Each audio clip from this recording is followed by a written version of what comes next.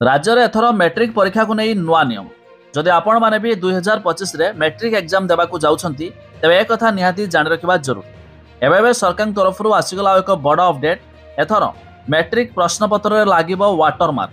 कौन है वाटरमार्क, कौन रही अपडेट जानिबा शेष पर्यंत देखंतु। ता पूर्व वीडियो को लाइक करंतु, सब्सक्राइब करना थिले एबे सब्सक्राइब करी पाखर थिबा घंटी चिन्ह को दबाइ दियंतु। देखंतु एणिकी मैट्रिक परीक्षा प्रश्नपत्र प्रघट करुथिबा व्यक्ति धरा पड़िबो।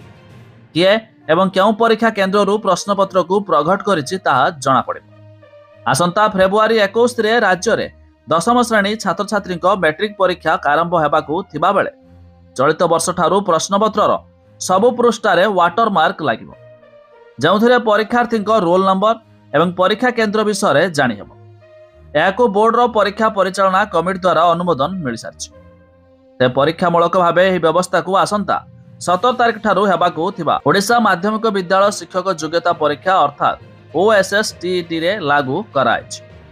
एहा द्वारा प्रतिवर्ष परीक्षा समय रे प्रश्नपत्र प्रघट को नहीं आसुथिबा अभियोग दूर कराजिबा सह परीक्षा परिचालना रे स्वच्छता रही पारियो बोली बोर्ड कर्तृपक्ष कहिसथि। ते बोर्ड पक्षरु प्रतिवर्ष वार्षिक हाईस्कूल सर्टिफिकेट परीक्षा, संस्कृत मध्यमा एवं राज्य मुक्त विद्यालय रे वार्षिक परीक्षा कराई थाए। प्राय 5 रु 6 लाख छात्र छात्री परीक्षा देइथांती, किंतु परीक्षा पूर्व मैट्रिक प्रश्नपत्र सामाजिक गणमाध्यम रे प्रघट नहीं अभियोग मध्य आसीथाए, जहाद्वारा बोर्ड रे परीक्षा परिचालना व्यवस्थार स्वच्छता को नहीं प्रश्नबाजी सृष्टि होगा सह परीक्षार्थी माने निरुत्साहित हेउथिले। तेणु नुआ वर्ष ठारू अर्थात एथर 2025 रे मैट्रिक परीक्षा पाई नुआ पदक्षेप नियायछि। चलित वर्ष ठारू मैट्रिक परीक्षार सबु विषय गुड़िकर प्रश्नपत्र रे वाटरमार्क रहिबो।